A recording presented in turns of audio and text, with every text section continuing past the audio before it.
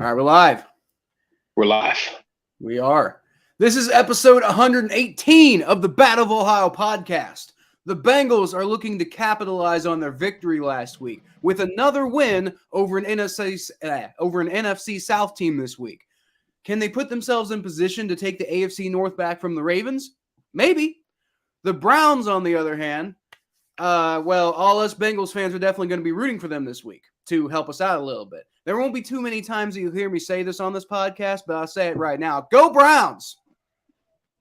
Go Browns. Unfortunately, that's not the biggest thing that we need to talk about relating to the Browns this week. We'll get into that closer to we'll save that for last as far as between the Bengals and Browns. But we will get into it. And, most of you probably know what I'm talking about, but, we'll get into that in a little bit. But finally, I don't really care if Tua is coming back this week or not. Because why, Thomas? Because Pittsburgh still sucks. Pittsburgh definitely still sucks. Welcome to the Battle of Ohio podcast, where we follow the revival of the historic rivalry between the Cincinnati Bengals and the Cleveland Browns.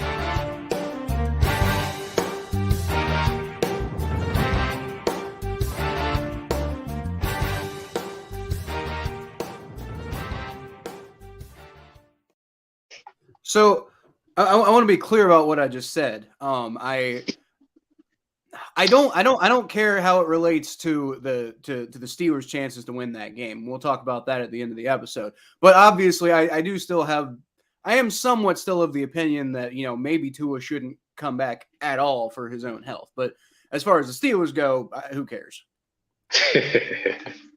I mean, you had to word it somehow so it could be like we could lead to that intro. Like that intro just great. That would have sounded awful if I had gone on that entire explanation because that the whole point of that part is supposed to be simple and quick so you can say the Steelers still suck and it's all I gotta say is still. Dude, I look forward to that twice a week. If I don't get to say the Steelers still suck, a part of me die, and we a lot of part of me dies when we miss all those podcasts during the off season. And look, I just want to point out we saying that no matter what happens, Steelers were 11-0 last year, and not last year, the 2 years ago, the Steelers were 11-0, and we kept saying that. Oh, and no, we the were best part eventually was proven right, by the way. Eventually proven right. But not only just that, if you watch the beginning, that first season of this podcast, it was great about that first season of the podcast. And the whole time we were like, yo, look, the Steelers are bad. The Steelers are bad. That's one thing I like about doing the podcast for you.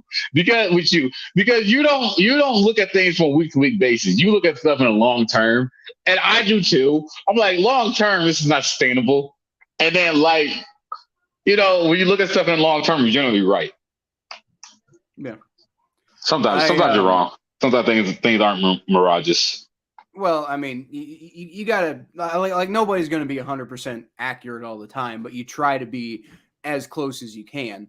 But I think the key with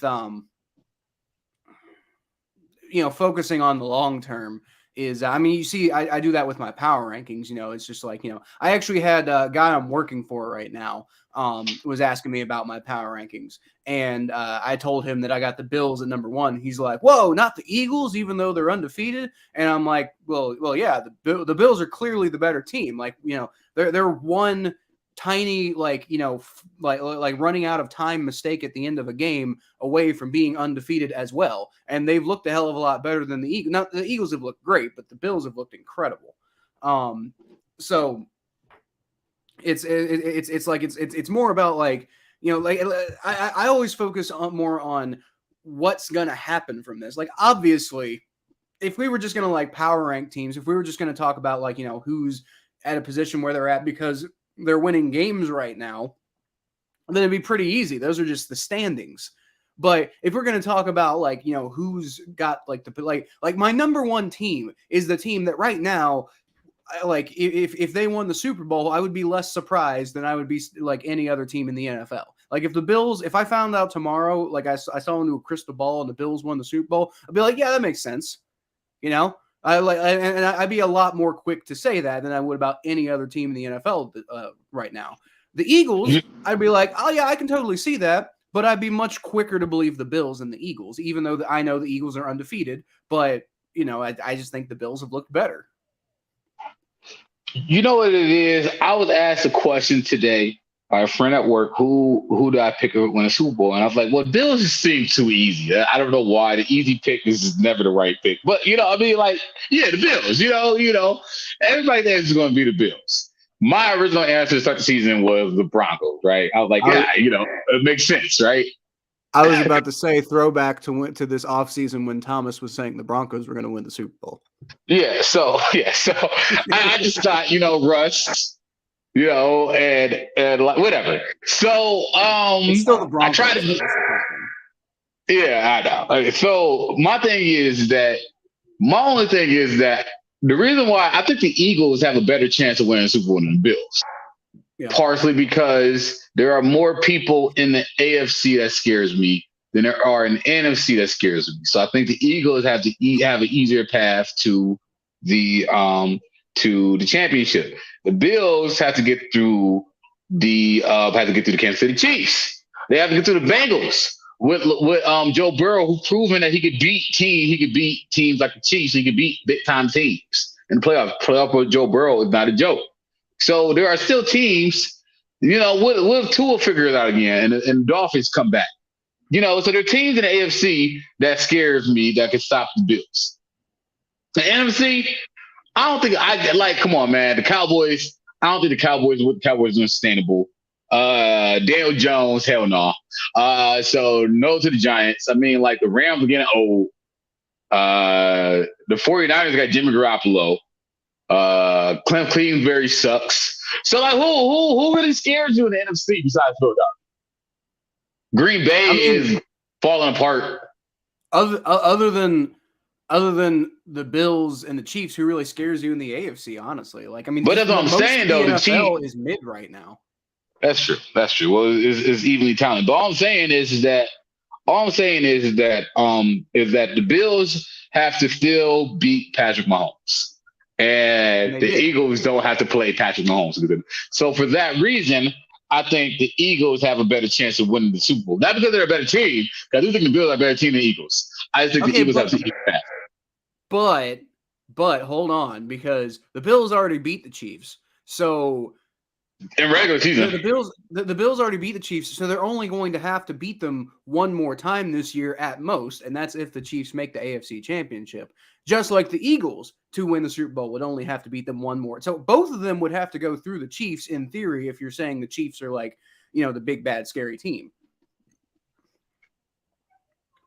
So they both, in theory, would only have to go through the Chiefs once. And, I mean, maybe the Eagles don't, but if they don't, then they have to go through whoever beats the Chiefs. Which would be the Bengals, by the way. What I'm saying is that I just feel like the Bills have a harder path to the Super Bowl than the Eagles do. So I think they're more likely to be in the Super Bowl than the Bills are. We could really get into that. I'm going to be right about that. We could really get into that debate. But we could really get the Bengals, we need to start. We need to start talking about the teams that the podcast is about. So speaking of the Bengals, like I said, they host the Falcons this week. They're trying to get over 500 for the first time this season. They've had a couple opportunities and they've kind of screwed it up every time. But we've talked about I've talked about for the last couple of weeks that the way this season's starting reminds me a lot of how last season started. We've already seen them get off to the slow start. We've already seen them, lose a few games by last-second field goals. And we saw them, we talked about this on the last episode, we saw them finally cross the 30-point mark in Week 6, just like they did last year. Now, it's time to replicate what happened in Week 7 last season. Do you remember what happened in Week 7 last season, Thomas? That the game that Jamar Chase had 189 yards against the Ravens. He just went off against the mofos. I actually don't remember what his yardage was in that game. But y'all played the Ravens. Y'all just tore them up. Like y'all just made them. Y'all just made them your daddy. Y'all just dad the Ravens. Baseball this weekend. I know what I'm referring to. We beat the hell out of. By the way, don't forget a A very healthy Ravens team. Don't forget, this was a healthy Ravens team. They were missing J.K. Dobbins, but they missed him basically all year. But we beat the hell out of a healthy Ravens team, more than we beat them later in the year. We still beat the hell out of them later in the year, but we beat them by more when they were healthy. And Ravens fans try to act like, it's not fair because, of course you beat the Ravens because we had no players, but you had plenty of players in this one. All right. And Lamar Jackson had maybe not the best game of his life, but he didn't throw throw an interception at the end of the game or fumble at the end of the game or do everything he's been doing this year. Overthrowing receivers for, sure touchdowns and stuff like that. And Thomas, what Jamar Chase did last year is he went for 201 yards. That's what it was. It was 200 yards. Did he go for 200 yards? I couldn't ask myself. Did he go over 20 yards? Nah, he didn't do it. He didn't do that shit. No, he did that shit. That shit was great. I remember that game. It was 201 yards. So, but the reason I bring that up is because the Ravens are also a bird team. So a bird team. So yeah, they're also a bird team. They're their mascot is a bird. So week 6. The Bengals finally get their offense, going to the point. It's a little bit of a slow start. It was also a bit of a slow start in week 6 last year. A little bit of a slow start, but you still managed to finally cross that 30-point mark. And you finally get your offense kind of going. Jamar Chase kind of gets going, stuff like that. And you're starting to see the vision of the offense kind of come together. And that's last week. This week, I'm not saying they're about to drop 40 on the Falcons. All I'm saying is they did it last year under the same circumstances against a team that, quite honestly, I view last year's Ravens similarly to where I view this year's Falcons, because this year's Falcons, it seems like the Falcons are a trash team, right? But you've seen it firsthand. While they might look trash, the fact of the matter is, they're winning more than you would expect them to. So the Ravens of last year and the Falcons of this year, I think, are in fairly similar spots. I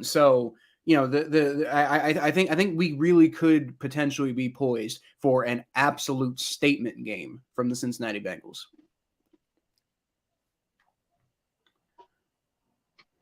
Man, yes, I agree.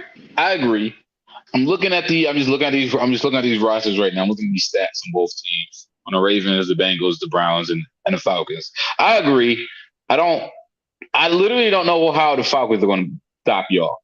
I have no idea how the Falcons are going to win. Marcus Mariota is bad.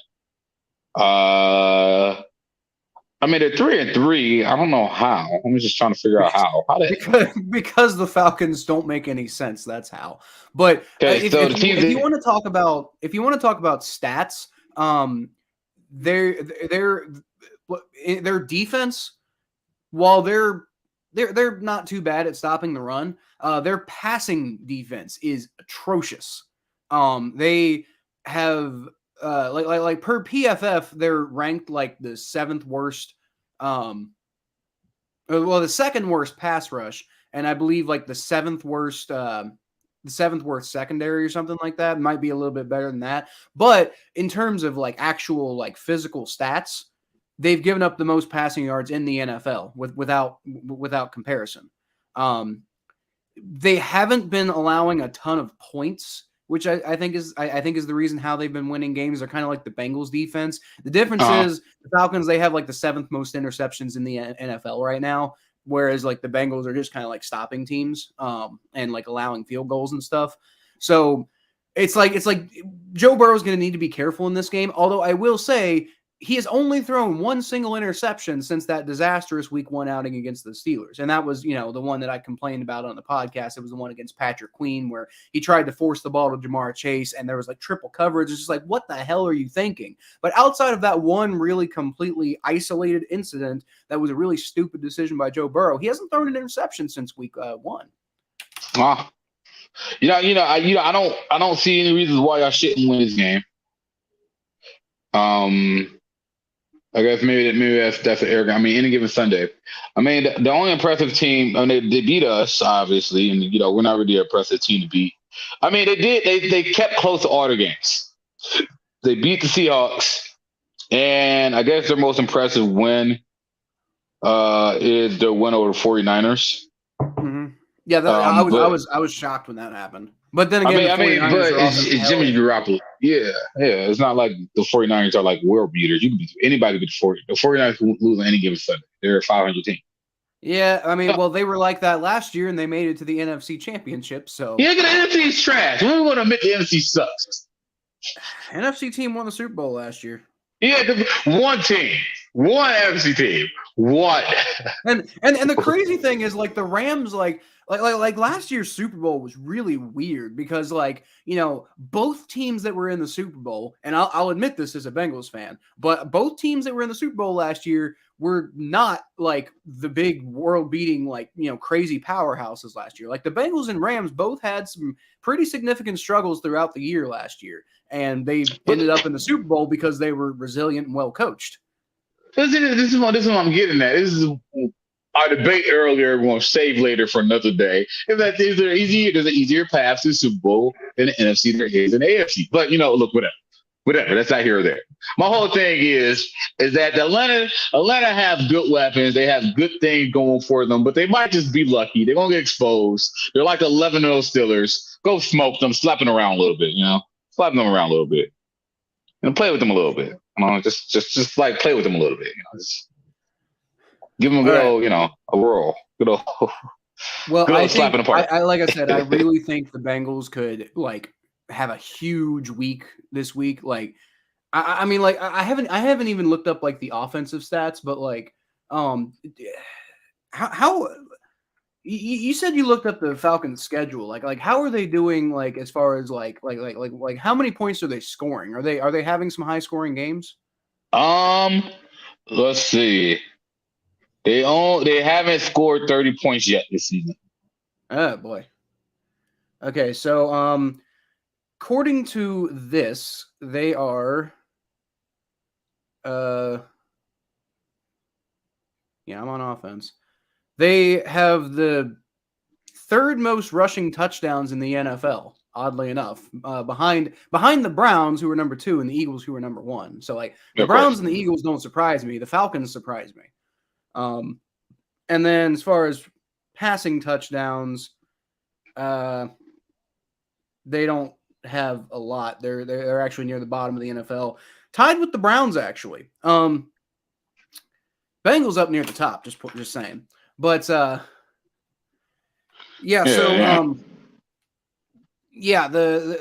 this could be. I hesitate to say it's going to be this just because it's the Bengals and they have a tendency to not make any sense, just like the Falcons have a tendency to not make any sense. But it feels like it has all the makings of a blowout, like a complete and utter blowout. I mean, why would it be like something like what the Bengals did to the Lions last year, which I guess wasn't a complete and utter blowout, but it was definitely like, you know, after a slow start, it was a total like annihilation. Like once the Bengals got going in that game, if they had done what they did to the Lions last year throughout the entire game, that it would have been a massive scoreline. You know why I think it's going to be a blowout? Kind of what you referred to earlier. I think Jamar Chase is about to have a game this week. I do too. I think Jamar, because like, all right, so he had a good game last week. Yeah, that touchdown was so smooth. Like Jamar Chase is like, come on, man, he's so good. I hate the fact y'all got him. I like that guy. Like, fuck y'all for getting that guy. You know what? I understand where you're at. Like Cleveland right now. Like right now, I'm in a city where we got a lot of talent right now. Like we got Donovan Mitchell and Darius Garland. We got Jose Ramirez playing third base and Stephen Kwan, who's the next Ichiro. We got Nick effing Chubb and Myles Garrett. And a quarterback who we don't want to really talk about. And then we got this, and then we just got nobody at receiver. We got nobody at receiver. Cooper, you fine. Cooper, you fine. Cooper, you all right. But, like, come on, man. When will we ever have a good receiver in my lifetime? Donovan Peoples? Yeah. He had the catch. He's not like catch. Elite, but he's good. He had a good catch this week. He all right. Every time I want to hate him, he makes a good play. I'm like, all right, you know what? That was a good play. I can't hate, but that was a good play. He had a really nice catch this past week, man. He had a really nice catch. Like he's gonna look really good when Deshaun plays too. That's for sure. So let's start our discussion of the Browns by talking about their game this week. They got an upcoming game against the Ravens this week, and like I said, I am going to be like, I'm going to be like nearly as big of a Browns fan as you this week, because we screwed up and we need your help now. So, no Browns. Let me say this. When coming into this week, I was doom and gloom. I'm like, if y'all seen my Twitter, Instagram, or TikTok or anything, y'all seen the video of me and a Jason face mask. Like, yeah, it's over. It's over. Put it on Cleveland.com. Currently, Kyle, that video have 35,000 views on it with me on the mask telling the world, it's over. Go home. It's over. I'm trying to tell y'all, ladies and gentlemen, unfortunately, it's not over. And it sucks. It sucks because I just wish the Browns just suck and I could just watch basketball for the rest of the year.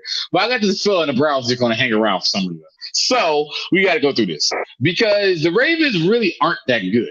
The reason why the Ravens aren't that good is because, dare I say it, Lamar Jackson isn't as good as, he's not that good. Let's be real. He's a great runner. And I think a lot of people are coming around to this. He can run that ball. I am not saying Lamar Jackson is not an athlete. He is an athlete. He's creative.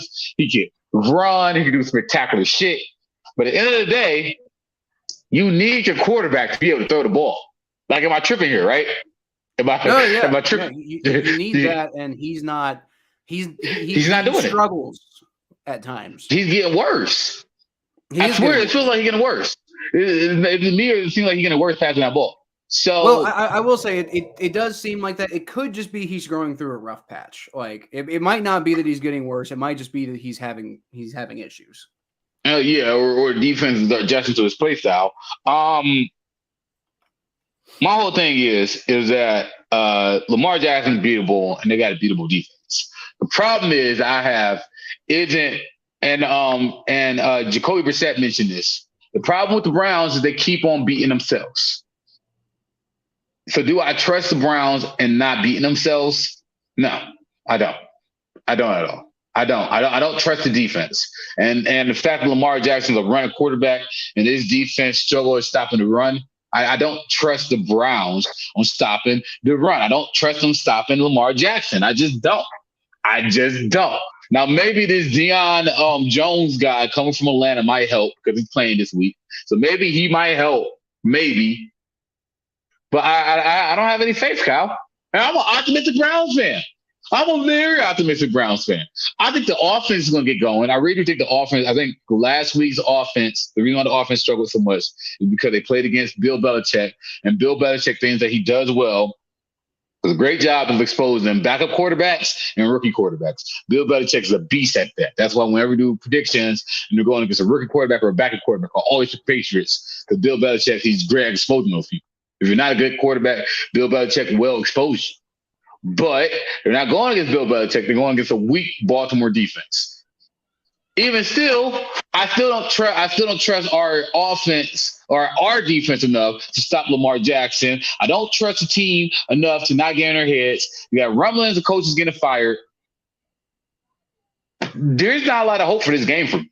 I just don't see where the hope is at. I just don't, Kyle. I just don't. I don't see it. Are there real, genuine rumblings that the coach might get fired? No, it's just a city, but people hear that. Okay. I was about to say, like, that would they hear that. No, they didn't fire anybody. They just fire anybody. Just fire the defense coordinator, though. But the players are hearing this, though.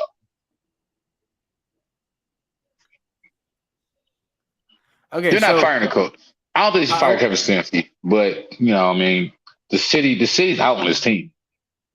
I want to go over a quick list of numbers with you here, Thomas. Okay. 10 points, 17 points, 11 points, 21 points. Those are the leads that the Baltimore Ravens have blown this season. Now, granted, not all of them have turned into losses. There was the let's see, they beat the Bengals 19-17, even though they blew a 10-point lead. They beat the Ravens, or they beat the Patriots 37-26, even though they blew a 10-point, or they blew an 11-point lead there, and then ended up coming back to win by 11.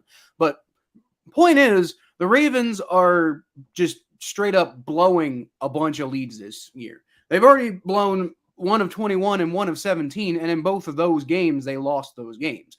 The only game that they have won decisively this year is a 24-9 victory over the Jets. And you could maybe argue the 37-26 victory over the Patriots, because that was eventually decisive. But they had to kind of like claw their way.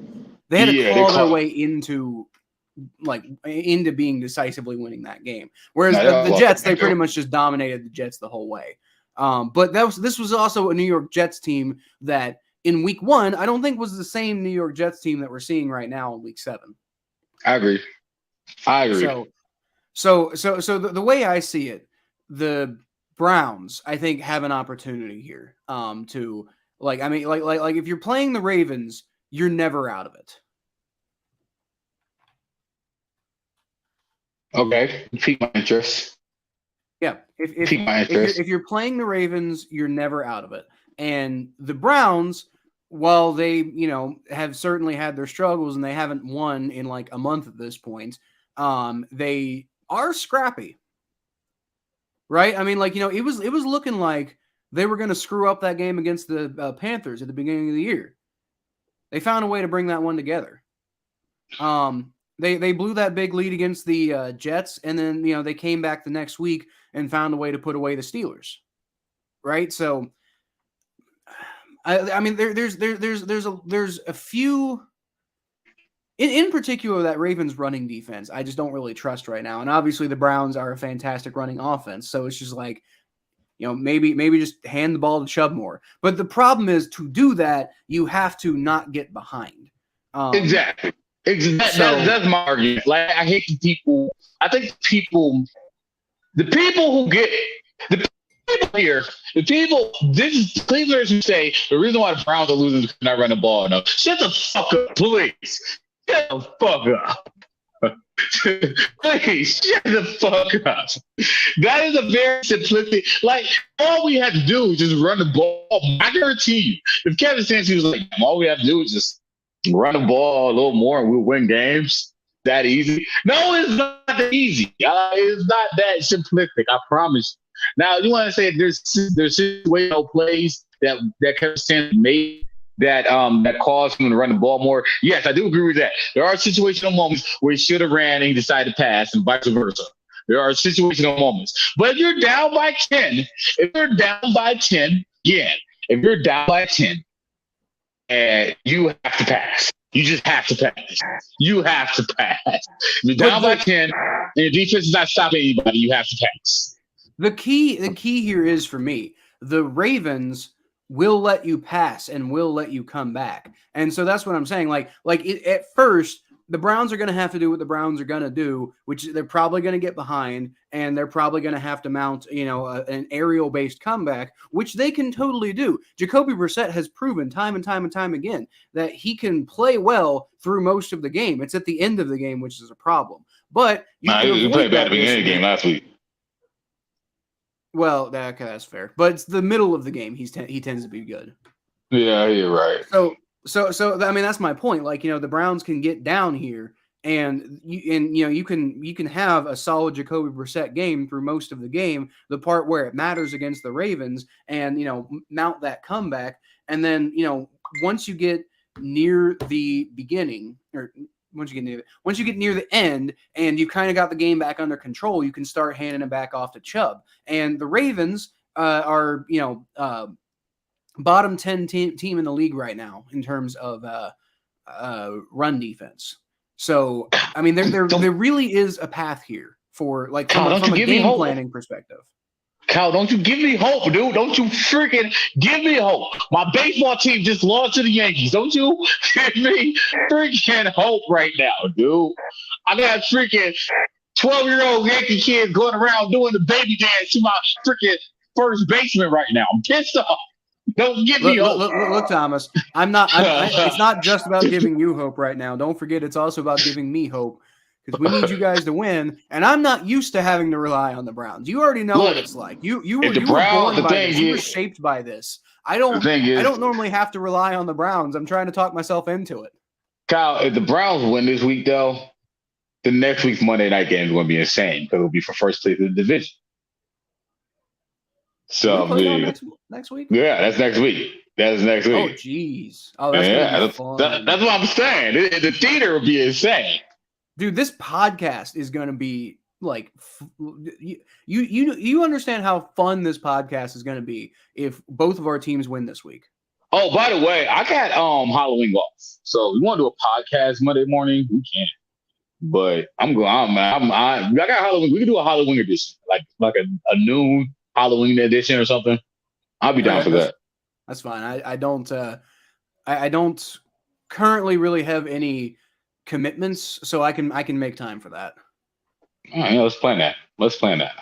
Yeah. A pregame. But after that, though, I'm going to be tailgate. I'm telling you that now. I'm going to be tailgate. Actually, we do a podcast at the tailgate. Let me sort of backtrack from that a little bit. I might be taking a job that might require me to work on Halloween, which would require me to go in. It would probably require me to leave the house at noon. So we'll see. We'll play. No announcement yet, y'all. Stay tuned. Yeah, no announcement. But like, if I can do that, I'd like to do that. Yeah, that sounds cool. All right. But yeah, so we're already 30 minutes into this podcast, so we need to go ahead and move on and talk about the big, gigantic, massive elephant in the room, and that is that Deshaun Watson has had another accuser come forth about the sexual misconduct allegations, and in addition to that accuser, is being reported that there also are quite a few people who have not yet come forth. So this thing once again is starting to snowball. We didn't really have a chance this offseason due to some personal issues that were going on with me and some personal issues that were going on with Thomas. But now we're here and it's happening again. So, I mean, let's weigh on the situation a little bit. I want to hear your perspective, Thomas. I mean, I root for Deshaun Watson, the football player, not Deshaun Watson, the person. That's fair. I will say, I'm going to say here. Sorry. There's not. I don't think a whole lot to say, other than like the main thing is Deshaun Watson is alleging that regardless of these allegations, he can't be suspended again because he's been, faithfully serving his suspension to the letter that the NFL has said. And Roger Goodell has said that, yes, he has been doing that. What I imagine the NFL is going to do is if there are, not just this one allegation, but more allegations beyond that keep coming out, I imagine they're probably going to seek a further suspension just because of the new evidence. This isn't the legal court system. There's no double jeopardy thing going on here. Well, no, the thing is that they said that the reason why they're not suspending him yet is because these are all from the same case. So it's if all the cases are from 2019 to 2021 in that era while he was in Texas, where they believe that these incidents were happening, then he cannot get suspended from any of those incidents. If there's any new incidents, which means the NFL knows about these incidents already. So it's like they're already expecting it, which is a whole nother conversation. I think there's a bigger conversation here, but whatever. I don't want to use it. My whole thing is that I root for him as a football player, not him as a person. Well, I think the key is there may potentially be a possibility that there won't be a football player to root for, at least not for a while. But it really just kind of depends on how the process plays out. If there are a lot of new cases that comes up, I could totally see the NFL seeking further suspension. And I mean, you make a good point about like, this is the same thing and the NFL already knew about this, that, and the other. Yeah, there could be 66 you're cases that come up. You're discounting the most important facet of the potential suspension here, and that's that the NFL wants to make themselves look good. So it's like I don't know if they really entirely care about fairness. I think what they care about is PR. I mean, you got this owner in Washington D.C. out here doing these crazy things. I agree, Thomas. Like, you know how many times? I don't know, Kyle. Do you know how many times Roger Goodell has constantly pissed me off with his obvious favoritism and mishandling of misconduct allegations throughout his entire tenure as the commissioner? And I haven't been quite as vocal since we've been doing this podcast about how much I think he's just like a complete, utterly trash commissioner who had, like, everybody talks, oh, he's so good, et cetera, but I've always been like, no, he's trash. He's constantly, he's got double standards. He doesn't treat players the same, and he's constantly treating certain players like trash. And I think we know which certain players I'm talking about.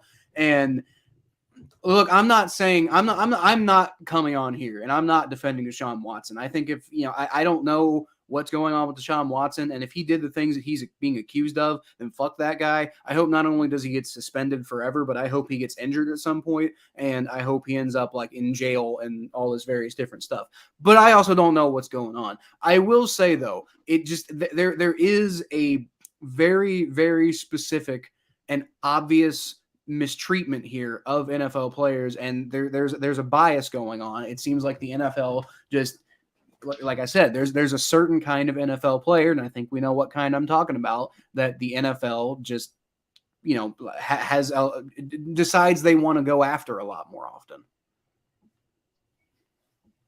I just don't. We don't know what happened. Okay, let's just all be real. We don't know what happened. We just know something happened. We just know something happened. We don't know how heinous it was or how unheinous it was. We just know something happened. Like you said, there are too many people out there for there not to be something happen. Like, I get that. I get all of that. Something happened. But at the same time, there are a lot of things that are happening that don't make sense to me. Like, the timing of this is immaculate. The timing of this is just immaculate. And I'm not saying that people have to pick what time they pick and choose to throw allegations out. I'm just saying it just, I don't know, man. It just the whole thing is weird to me. I feel like it's all theater. It's all theater, and it doesn't make sense to me. It just doesn't. It does seem interesting, doesn't it, that there's all these new issues about concussions and et cetera, and then suddenly we're getting new Deshaun Watson allegations. Or like the fact that as soon as he entered the Cleveland building, 3 allegations come out. My whole thing is, and I still stick by this, is that if this happened, if Deshaun Watson was doing this, and the Texans were supplying a hotel to them, there's no way he was the only player that did it. That's why I think it's ironic that the Texans were so quickly to settle, because I think there are a lot of players doing it too. Yeah, I agree. That's a conspiracy theory, but that's what I'm saying. There's a bigger issue here that Ward is just going to gloss over, because I think that he is. If Deshaun Watson did this, I guarantee you there's probably other players who did other things, and there's probably something else going on. They're not telling us. And I completely agree with that. I think, like I said, I'm not trying to defend Watson. I'm not even trying to throw, I'm not even trying to bring other things up to be to distract from Deshaun Watson, because quite frankly, I don't care about Deshaun Watson. And if he is guilty of the things he's being accused of, then fuck that guy. I'm just saying I think there's more to this than what we're being fed. Yes, and I agree. It's not really. It's all for the benefits and the PR campaign of the NFL is what it is. I agree. I think that yes, I'm not defending him either. I think that. Please don't think that. I'm not defending him, saying that. I don't trust the way the media is coming either. I'm reading one thing, I'm seeing one thing, hearing 10 different things. I just don't think that we're in a full story here. I don't think I think that we're getting, and I thought that the way Tony Busby was bad. I thought that he did it for show, for publicity. He had a bigger goal in mind. And I thought that was bad. I thought that was disrespectful to the women. I thought it was disrespectful to all women because of the way he presented it. And I feel like that we're not, like, it's just a microscope. I'm not going down. I just think that there's something bigger here.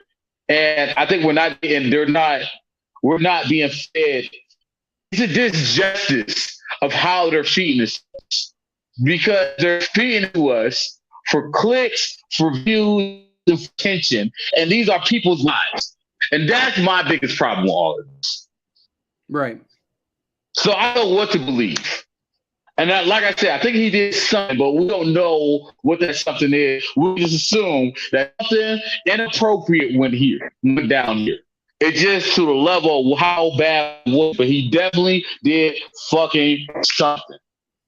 I'm not even currently because like I have this feeling he probably did something that's worth having consequences for. I don't know exactly what it is. I'm not really trying to speculate on that because I'm not a jury, but what I'm saying right now is, like, in addition to Deshaun Watson, like regardless of the extent, it sounds like whatever he did was probably fairly heinous. So it sounds like he's kind of not a good person. But we don't know what the extent of it is right now. But what we do know is that the NFL's handling of this reminds me a lot of the NFL's handling of the Ray Rice situation, right? Mm-hmm. It is just like they're picking and choosing what they're releasing and when they're releasing it for the sake of their own agenda. When, like you said, we're playing with people's legitimate real lives here. We're playing with at the time, it was a serious and an incredibly serious situation like domestic violence. Now it's an incredibly serious situation like sexual misconduct. Like in both cases, I think it's the way the NFL has been handling it has been extremely irresponsible. Man, this is why we go back. We go back to these next two podcasts that we did.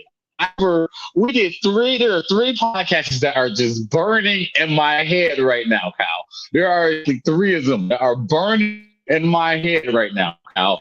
I can name three podcasts that we did that are burning in my head. We did one late November where I was like, Kyle, the Browns, I'm hearing stuff, the Browns are looking at other quarterbacks, and one of those quarterbacks is Deshaun Watson. And what did you say to me, Kyle? You said, no, thank you. And I was like, but Cal, and you're like, no, thank you. Double down there. You're like, no, thank you. Like, whatever, fine. Maybe we'll never talk about this again. Maybe I'm just crazy. And then magically out of nowhere, you brought it back on the podcast. You was like, Thomas, it looks like the Browns are in the Deshaun Watson sweepstakes. And I was like, man, look. And I put this on Facebook. I didn't put it on Twitter. I said, if the Browns go after Deshaun Watson, it will be the biggest mistake that they have ever made. That's what I said. That's what I said on Facebook, and that's what I said. I said that shit, and I said on the podcast, I'm not sure if I want it because he might be a great quarterback, but the headache scares me. It scares the fuck out of me. I don't want to have to be questioning my moral agendas just to watch my freaking football team. I don't want to have to do that. I don't want to have to do it. I was getting anxiety this whole summer about this football team. It's freaking divided our city. You got freaking people on the tailgate with a massage table saying, B word, give me a massage. It's horrible. But it's horrible. It's like, it's insane what's going on here. It's insane the conversations that we got to have. It's insane the things that are going on in the city. And all I want to do is just watch football. I just want to talk about touchdowns. I don't want to have to worry about my moral objective just for rooting for my football team. And that's the thing that hurts the most about all of this. And the thing is that I honestly believe this. If Deshaun Watson did something heinous enough, he would be in jail, because I think in Texas, I don't think that I don't think that a certain kind of person could get away with doing something like that in Texas. I don't, and walk freely. So that's why I question the severity of the crime, because I'm like, well, it's Texas, and if he did something really, really bad, he would be in jail.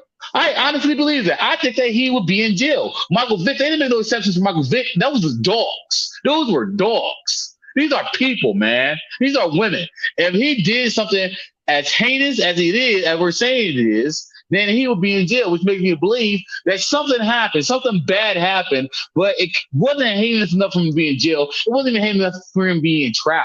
It didn't make it to criminal trial. This is civil court. This is civil court, not under oath court, not court that involved a judge and a jury. This is civil trial. So if he did not, he did something. Again, not defending what he did. He did something, but I just think if he did something as that he deserved to be in jail for, he would be in jail for. I truly believe that. I truly believe he'll be in jail. That is a fair perspective to have. So I just don't think anybody could do that in Texas and get away with it. But I definitely think he did something. I definitely think he did something. Yeah, I don't not really a good way to transition out of that, but you know, we do have to continue with our podcast, and like you said, I kind of want to get back to talking about football. So yeah, that's what we're here to do. We're here to talk about football, and we said what we had to say about Deshaun Watson. I think we both wanted to say more stuff this offseason. We just didn't get a chance to. But now that it's coming back up again, there it is. There's the Deshaun Watson conversation. Hopefully we don't have to have it again. But, you know, if we need to, we will. We're not going to shy away from it, right? Oh, we're going to have it again. We're going to have it again. I'm just saying hopefully we don't. But if we do, then, you know, we will. We'll be here. But for now, though, let's go ahead and move on. And we're gonna have to rush through this. I don't think we have time to do the 30-second thing. Just tell me a team. I'm just going to just tell me a game. Yeah. So we're just gonna be that.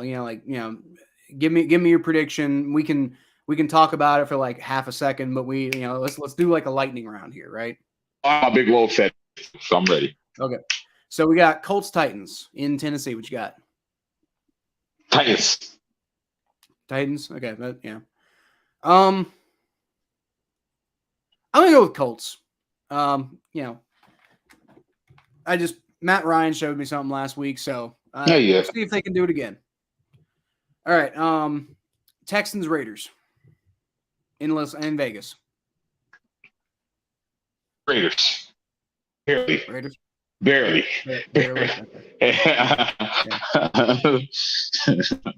I'm gonna go with the Raiders too, just because I have no belief in the Texans. Yeah. Jets Broncos. Ooh, you go first on this one. Okay, it's not hard for me. Jets. The Jets, quite frankly, are a good football team now. I don't know how it or when it happened. But they just suddenly the Jets are a good football team right now. I was in my big upset a week, but the Broncos suck this year. So the Jets. Yeah. I think the Jets, the Broncos have a lot of struggles right now. The Jets are a good football team. So the only advantage I can really think of for the Broncos here is the fact that it's in Denver. But beyond that, I think the Jets are the better football team. So I'll take the Jets here. All right, so we got Giants Jags in Jacksonville.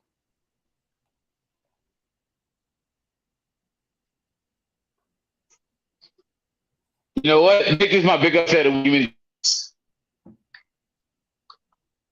Okay. Who's that? Give me the Jags. Taking the Jags, okay. All right. I agree with you that would be quite an upset. So I as you can tell, I'm not taking the Jaguars because I think, while I do still feel like there's a bit of an overrated component with the Giants, I think they're better than the Jaguars, especially right now. So, all right, Seahawks Chargers.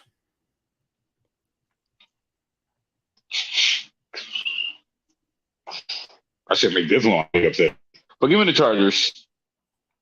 Okay. Barely. Okay, I'm going to take the Seahawks. I'm not calling it a big upset though, because I genuinely think the Seahawks are. I don't think the Chargers are any good, honestly. I think the Seahawks are, weirdly okay. Like I don't think they're sustainable, but I think they're weirdly good right now. Chiefs 49ers in San Francisco. Chiefs. Chiefs. Chiefs. Yep, Chiefs. I agree. Chiefs. I agree. 49ers just too injured right now. Yeah, definitely. All right. Bears Patriots in New England. Patriots. Okay. So like I said earlier, Tom, Bill does things to young quarterbacks and backup quarterbacks. So give me Patriots. Okay, Patriots. All right. Saints. I'm also taking the Patriots, by the way. I don't know if I said that. Saints Cardinals. Saints, actually. Mm-hmm. Yeah, I agree. The Cardinals are bad, and the Saints last week. They played us. They looked pretty good. Just like the Bengals. Horrible. The Bengals looked like the Bengals are supposed to last week, and that's why the Bengals won. But the Saints gave us a fight, man. Real quick, do you think the Cardinals are going to regret giving Kyler Murray that money? Oh yeah. Okay. I kind of had a feeling, especially after the way he acted. I kind of had a feeling they'd regret it when it happened. And honestly, I never really believed in this whole Kyler Murray's destined to be an elite quarterback thing. I just haven't seen it. All right, Lions Cowboys in Dallas. I was thinking about actually making this my big upset of the week. Actually, I'm okay. The Lions though. Okay, I'm still gonna pick the Lions. I think Cowboys match is running out. Yeah, okay, so. The Cowboys kind of impressed me with the way they came back against the Eagles and made it a game. So I still have some belief in them. I'm going to take the Cowboys, but I'm not super confident in that pick. I'm kind of like you. Yeah, but you said you are taking the Lions. I'm still taking the Lions. My boy told me to make this my big. He said, "You make this your big upset of the week." Or make the Jets, your upset week. I talked with a friend. I strategized before I came in. This guy. But my boy told me make this my big upset of the week. I'm not taking advice. I'm going to regret it. Watch. I'll go to. Yeah. So Packers Commanders in DC. Give me the Commanders actually. Mm-hmm. It's very rare that young Carson wins. You suck, Carson. But there's problems. There's problems in paradise with the Packers. Yeah, I'm actually as hilarious as it would be, and as I almost kind of want to root for it just for the sake of chaos, but I'm gonna pick the Packers here. I don't think they're as bad as everybody keeps saying they are. I mean they're obviously they're not the same team that we remember. But I think they're good enough to beat the Commanders. The Commanders are so bad. They're just so bad. Speaking of bad teams, next we got the Buccaneers and the Panthers in Carolina.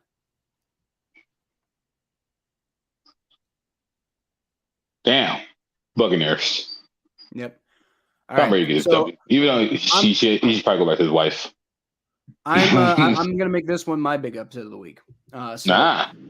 The Buccaneers last week showed me some signs of internal rot, and the way they played against the Steelers and lost to Mitch Trubisky, it kind of reminded me of the Bengals week 1 when the Bengals were just a complete utter mess.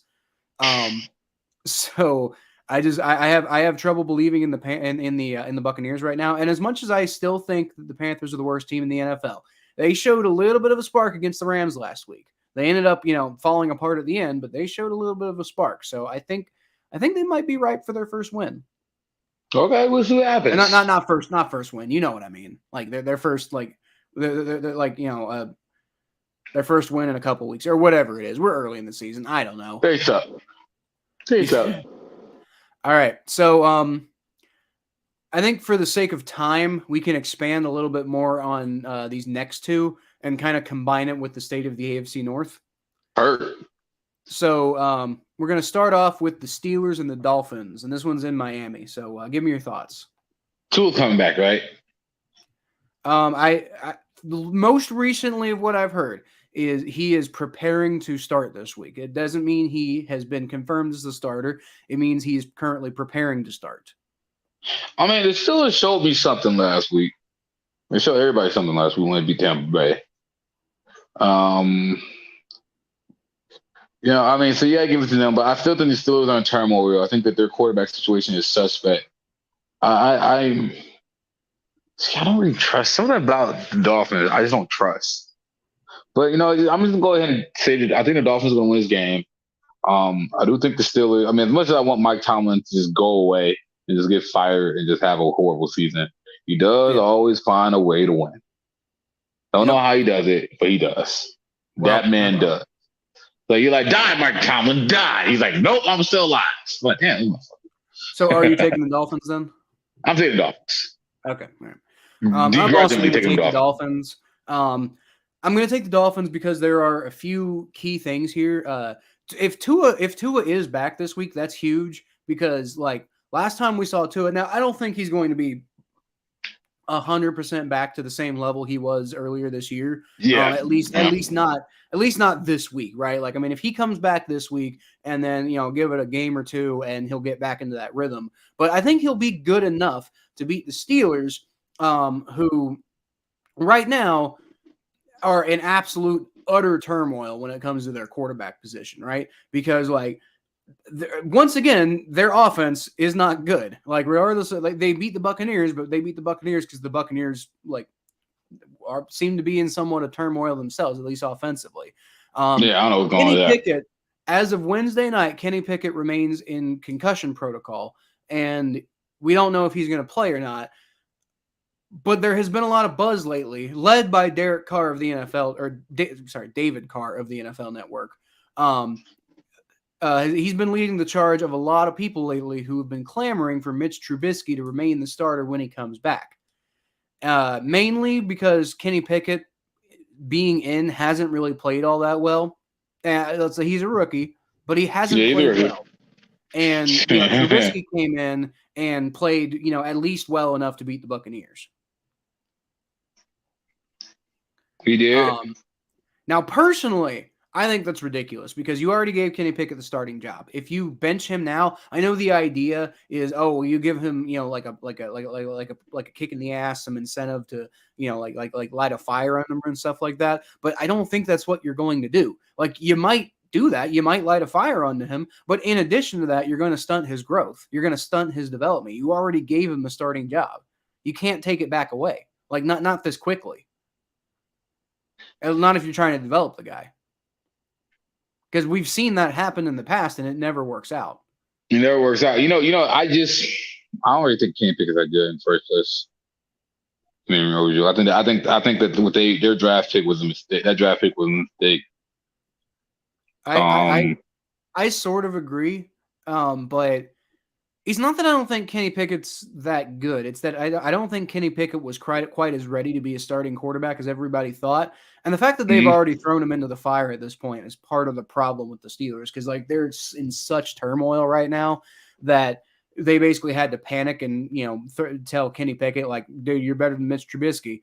And that's not exactly the biggest vote of confidence of all time. But in addition to that, you have that offensive line playing the way it is. You've got basically nobody to throw the ball to, and your defense, like with a couple of injuries, they just completely fall apart. So, I don't understand the thought process that they've been doing with Kenny Pickett. Like, you're not going to develop the guy like that. And the thing is, Mike Tomlin's never had to develop a quarterback, so he probably doesn't know what he's doing. Like, honestly, like, I mean, I know everybody talks about Mike Tomlin, great this, great that, great whatever, but this is new territory for him. He's never had to develop a quarterback before. He's always had Ben Roethlisberger in Pittsburgh, and in Minnesota, he was the defensive coordinator, right? Yeah, he's the defensive-minded coach, right? So I don't think this is like I think Mike Tomlin is taking a defensive perspective towards developing a quarterback, and you just can't do that. Like, you can do that with defensive players. Like, you can bench them and put light a fire under their ass and see if they respond. But you can't really do that with quarterback at the NFL level. Because if you try to do that quarterback at the NFL level, you're going to, there's going to be a confidence loss that happens. And, some guys have a bigger confidence loss than others. But if you have any confidence loss at the NFL level, you basically screwed them forever, like turning into something for your team. And it's like, if they have the talent, they could end up being great somewhere else, but you've kind of screwed them ever like performing for your team. I think that he has a vision problem. Because they be feeling like when you watch him, he be seeing ghosts out there. He looks like a young Sam Darnold when he plays. Like, he might make a good throw here and there. He might make a good run here or there. He might make a good play here and there. But are we talking about a Jameis Winston vision problem, like an actual like problem with his eyes? Or are we talking about a Sam Darnold vision problem where it's just like he doesn't know what the hell is going on? He's seeing ghosts? I think it's a Sam Darnold situation. Okay. But I mean, like, who's a good coach there to like, who do the Steelers have to really help him out? Like, who's their offensive coordinator? Like, he don't really seem like okay, there you go. Exactly. Exactly. Who's teaching him? Who's teaching him? You don't got a good teacher. I do think that quarterbacks need to be. There's an aspect of being a quarterback where they need to be developed. And I don't think that I've seen enough young quarterbacks to know that a volatile situation could ruin a quarterback. I still think that Colt McCoy could have been more serviceable quarterback in a better situation. Call me crazy. I just think that in a better situation, he could have been more serviceable quarterback. You bring up Tim Couch all the time. I think that's a fantastic example. I think if Tim Couch was drafted by the Patriots, he'd be a franchise quarterback. Mm-hmm. So I don't think that he's in a good situation. Like you said, Tomlin never developed a quarterback before. He's not an offensive-minded coach, and Matt Canada is their offensive coordinator. Who's teaching this kid offense? Exactly. And so part of why Joe Burrow has transitioned so well to the NFL, not beyond just the fact because Zach Taylor's an offensive-minded coach. Well, it's not just that Zach Taylor's an offensive-minded coach. Zach Taylor is a former quarterback. Dan Pitcher, his quarterback coach, is a former quarterback. Mike Brown, the owner of the team, is a former quarterback. Oh, really? Yeah, he played for Dartmouth. Oh. Who would know? So, yeah. So I mean, he's just surrounded by it. It's part of the reason why the Bengals historically have, as much as they haven't had a ton of success or whatever, they've always had really good wide receivers. They've always had really good quarterbacks. Obviously they've had some bad quarterbacks too, but they've had, like, for the level of success they've had an abnormally large number of really good quarterbacks. Ken Anderson, Boomer Esiason, Carson Palmer. Yeah, I count Andy Dalton. I know some people don't, but like at the time, Andy Dalton was a great quarterback. Yeah, he has a contract. And then Joe Burrow, and then you could probably throw in the fact that like Jeff Blake and John Kitna, while they are not by any means great quarterbacks, but when they played for the Bengals, they played like starting really good starting caliber quarterbacks. And maybe John Kitna wasn't a really good starting caliber quarterback, but the Bengals definitely got more out of John Kitna than anybody else ever got out of John Kitna.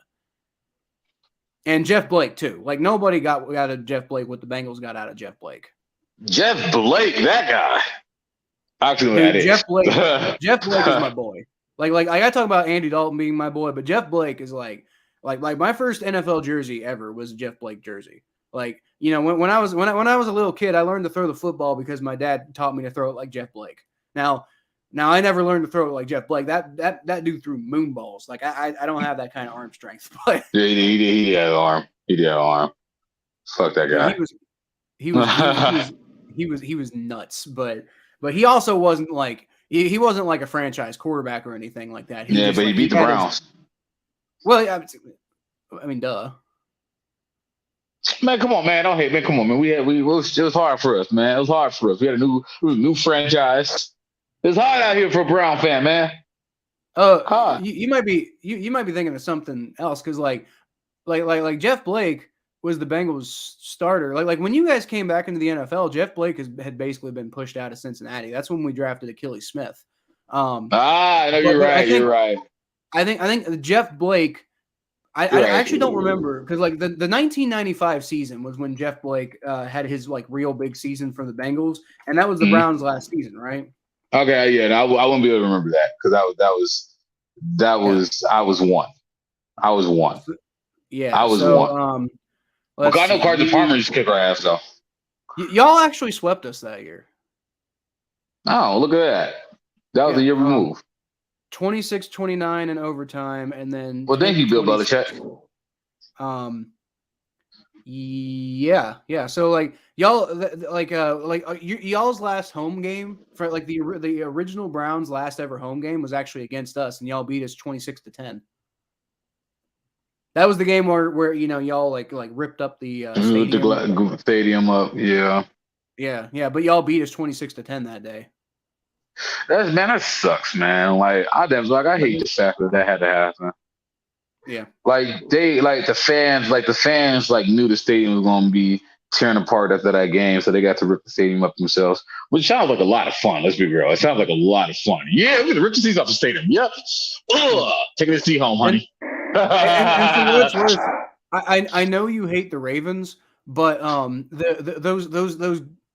those Browns players who ended up like moving to Baltimore and becoming Ravens players, if you watch like the documentaries about like everything that happened, they'll talk very passionately about how like insanely motivated they were and like how emotional of an experience it was for them to at least be able to give the Browns like a big win in their last ever home game.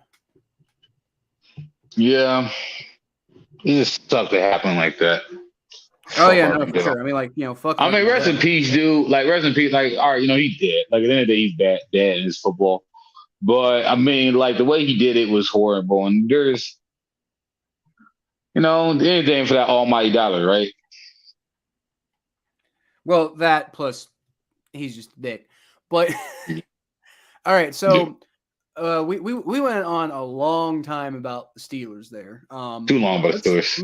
Let's move on to the Ravens and go ahead and do our prediction for Browns and Ravens. I'll let you go first. No, you should go first in this one. Give me hope. Give me hope, please. You go first in this one, please. Okay, give me hope. Fair. That's fair. You're the Browns fan, so you should probably we'll end with the. Give me hope, please. So, give me hope. Just give me hope on this because I'm not feeling really good about the Browns fan right now. Okay. First of all, Thomas, like I do have to preface this with like I don't. Don't feel horrible about what I'm about to say, but do be aware I did pick the Browns to win last week. Mm-hmm. It didn't happen, so it really. I picked against the Browns last week. I was like, no, you were right about that.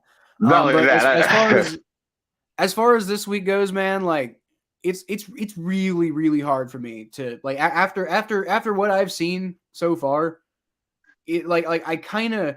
I explained earlier why I think there's a lot of different things that the Browns can do to win this game. I really feel like there's advantages that they can take advantage of and do something to win this game. The problem is I don't know if I believe in their ability to do it because like to be completely honest with you, I really view this Browns team as they should be 1-5 right now.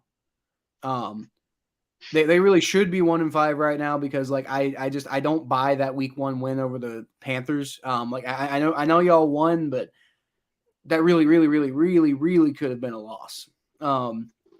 So I just as much as I will be very happy to be wrong. I will be rooting for the Browns this week. And I do think that there is an opportunity for them to win. They're going to have to show me something before I pick them again. Because I'm not getting burned again. I'm taking the Ravens. I'm picking the Ravens.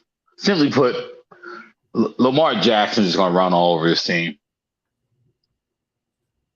Probably, look, how about this? For every 50 yards Lamar Jackson have, I'm going to take a shot Sunday. Okay. Record it. For every touchdown Lamar Jackson have, I'm going to take a shot Sunday. Record it. And if you do something funny, I'll like clip it out and put it up on the stream. I will record it. I will record it, Cal. I know you're gonna do a live stream on Sunday, so I'll even freaking shoot. You know what, Cal? We can even do a live stream when I'm at the bar drinking to this freaking debacle. Yeah, let's do that. I will actually wait before I commit to that. Hold on. What time is the Bengals game? Because that was what I was gonna ask. Because if it's at the same time as the Bengals game, then I'm gonna stream the Bengals game. Yeah, I It would too. is it is the same time, but like No, I won't. But I just messaged in this chat that I'm taking another shot. Yeah. I mean, there's things that we could do, I think, to like, do that. And I'll probably like if you want, because like what I'll do during my streams, I don't know if you've watched my streams before, but what I'll do is like when I get a chance, I'll check in on what's going on during the other games when there's like a break in the Bengals action or something like that. So if you want, I can like, call you up during the stream and just like, get your take about what's going on with the Browns game. Yeah, we can do a halftime. We can do a halftime report. Okay. Sounds good to me. Yeah, do a halftime report. Okay. I'm scared. I'm scared. I'm really scared. I don't want to be here. I don't want to be a Browns fan no more. The Cavs are on. The Cavs are on. Why did they do this to me? The Cavs are winning. The Cavs. Thank you, Cavaliers. Thank God the Cavs get the second richest owner in all of sports. Okay, so real quick, let's go over the Ravens a little bit. So, the main story point that I wanted to bring up in the state of the AFC North is that there's an article going around right now saying that the Ravens are allegedly, quote, not hitting the panic button after another blown lead. That I just went through all the blown leads they've had this year against the Giants, but Thomas, Ravens fans are hitting the panic button. I have seen nothing but doom and gloom from Ravens fans for the last couple of weeks. I'm seeing a ton of them either explicitly calling for John Harbaugh to be fired or at the very least dancing around the idea that maybe he's washed up. I think that some of the Ravens fans need to swallow. They got the wrong guy quarterback. Well, I will say, they may end up going through both changes, because if they do go through a coaching staff change, I don't think Lamar's coming back, because I think he's already lost Greg Roman. Is Greg Roman gone? I feel like they fired Greg Roman. Sounds like something that would happen. I mean, but like, all right, but here's the thing though. Like I said, Lamar looking worse every week. I know. What? So I feel like if they get rid of Harbaugh, then Greg Roman's out. And if both of those guys go, especially because Greg Roman is known as like the guy who is like, like if you want to develop like a running offense in the NFL, like with a running quarterback, you want to utilize a running quarterback, you hire Greg Roman. And so if they fire Greg Roman when Lamar Jackson's about to go into a contract, I think Lamar Jackson maybe takes that as a reason to be like, okay, well, maybe my future isn't with the Ravens. There's a lot of problems with the Ravens. And I don't think the Browns are going to be able to take advantage of those problems, but I don't think what's happened with the Ravens is sustainable. They might make the playoffs, but even if they make the playoffs, I still don't think they're going to win a playoff game. I think Lamar Jackson's playoff record is going to be even worse. There's a lot of problems with this team, and they're blatant, and we can't ignore the problems that this team is having. And they're consistent enough for us to know that these are sustainable problems. Yeah. So there's, I think, a good place to lead off, because I agree with you, but I think that's a good place to lead off with the state of the AFC North. Let's go ahead and predict our final game, and then we can hop on out of here. But last game we got to predict is Falcons traveling to Cincinnati to play the Bengals. Who you got? Bengals. I just think that you guys are just, like I said, I think Jamar Chase is going to have a game. I think Joe Burrow, he's going to start hitting his stride. He's going to start looking like Joe Burrow, top 5 quarterback. Mm-hmm. And well, he already is, for what it's worth. I think I brought this up the last episode, but despite the fact that by most people's, pretty much everybody agrees that Joe Burrow has been somewhat disappointing up to this point in the season, and yet he is still a top 5 quarterback in basically every single metric. So yeah, Just saying. Like if him disappointing people is being a top 5 quarterback, then it's just a matter of time before he's MVP. Well, yeah, I mean, it's just a matter of time that guy's MVP. He's good. But I just think the VR is going to dominate. I think he's going to dominate and take care of the Falcons. I ain't worried about them Bengals. Yep. I agree with you. I don't really, because like, I mean, I always try to be fair. I always try to be honest. Not like Fox News. I'm not trying to compare myself to Fox News, but I always do try to be fair. I always try to be honest. And I was looking, I was looking, Thomas. I was scouring every single statistic, every single area I could find, like, what advantage do the Falcons have on the Bengals? Not only just to see, like, maybe I can find a reason why the Falcons might win this game, but also partially to do, my job as the Bengals host of trying to talk about, okay, so like, I think we can win this game, but we got to pay attention to this, or we got to pay attention to that. And I just can't find anything. Like, I mean, like, the Falcons are scrappy. So that might be like, you got to watch out for the Falcons being scrappy, and the Bengals having this weird tendency to just like play down to their opponents a lot. So there's that. But beyond that kind of vague concept, there's not really there isn't really a matchup here where like you think, oh, the Falcons can exploit this and then they'll do well. Like the by all accounts, the Bengals should run away with this game. Like if they win, but they only win by like 3 points, I'm going to be disappointed. I'm going to be like, bro, I'm glad we won. I'll take being, 4-3, but we should have done so much better. I can't think of a single reason why y'all would lose this game. I'm being real with you. Exactly. The Falcons are just like I mean, it's not like the Falcons are the worst team in the NFL right now, but quite honestly, from a matchup perspective, I would be like some of the worst teams in the NFL right now include the Carolina Panthers, the Washington Commanders, the Pittsburgh Steelers, the Steelers and the Commanders and the Panthers, all three of those teams. I guarantee you, I could look up what the matchup is and find more reasons to be concerned about this game than the Falcons game. And the Falcons are a better football team than all those teams. It's just from a matchup perspective, I don't really see where the hole is here. And it's in Cincinnati. Yeah. And you're not losing this game. I mean, I don't want to guarantee a victory, but come on.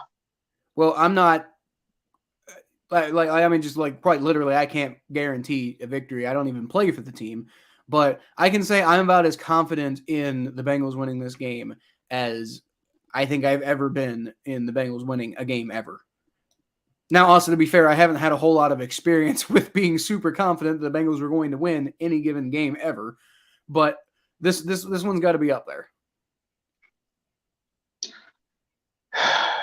I remember the last time that I was confident. I'm just so disappointed in my Browns. And we smacked them. By the way, it's also worth mentioning that Lamar Jackson was limited at practice today due to a hip injury, and tight end Mark Andrews did not practice this week because of a knee injury. So, okay, that one's a little more concerning. I wouldn't be if I was you, Thomas, right now. I wouldn't be too worried about Lamar Jackson, but Mark Andrews, that's not having him would hurt. Yeah, I mean that's the one guy that Lamar Jackson can throw an accurate pass to. Exactly. Well, him and Hollywood. Marquise Hollywood Brown. Hate that guy. Well, still happy the guy's gone. Yeah, he won't be throwing too many passes to him anymore. But not unless there is. Well, never mind. I was gonna say, a team that might need a new quarterback at some point. Is the team that Hollywood Brown's currently on. But then I was like, oh, wait, yeah, they also signed him to a massive contract, so that's not happening. But, I also think that contract was a mistake. But, yeah, so, I mean, you never know. Like, I mean, maybe you have a point about the Giants. Maybe Hollywood Brown decides to go sign with the Giants. Or maybe he gets traded there or something like that. I don't know. I don't even know what the contract situation is right now. I have no idea either. I'm being real with you. Yeah, I mean, I could probably look it up, but quite frankly, we're a minute and we're an hour and 20 minutes into this, and I really don't want to drag this on any longer. Not So me either. I'll just leave that up to y'all's imagination, and I'll probably the second we're off, I'll probably look it up myself. But that's pretty much going to do it for this episode of the Battle of Ohio podcast, guys. Thank you so much for watching. You can always find more of what I do at Kyle Phelps 92 on Twitter, Facebook.com/ThePhelps, ATBNetwork.com, and my YouTube channel, which is just Kyle Phelps. Come check it out. We're actually about to hit 200 subscribers. After my subscriber count recently just absolutely jumped into oblivion when Tom Grossi rated my stream. I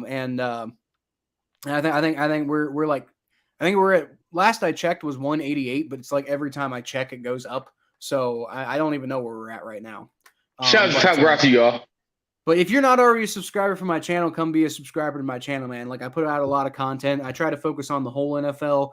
I am a Bengals fan. I post Bengals stuff, but I also you do some good stuff, man. You do some good stuff, man. Yeah, I do a power ranking show, and I also do some clips from this podcast. And then I also, like, from time to time, I do, like live streams with other YouTubers and stuff like that. So it's just you'll enjoy it if you're a Bengals fan, for sure. But you'll enjoy it even if you're not a Bengals fan. While I don't have anything else currently on the docket, I have a lot of other, ideas of things that I kind of want to start doing at some point.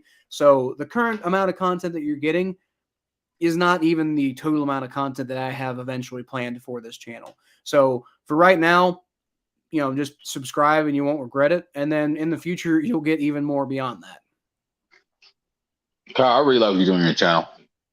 I really like what you're doing on your channel. I think you're doing some good stuff on your channel. I really do.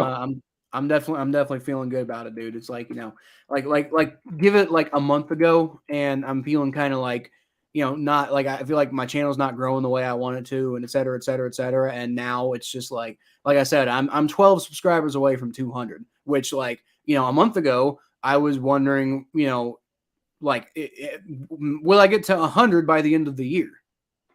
Like, that was a genuine, like, thought process I was having. It's like, I wonder if I can make it to 100 by the end of the year. Now I'm wondering, can I make it to 200 by the end of the week? That's what's up. So, congratulations. Yeah. I've had 2 videos recently that both went over 1,000 views. I'm feeling good about the direction things are going.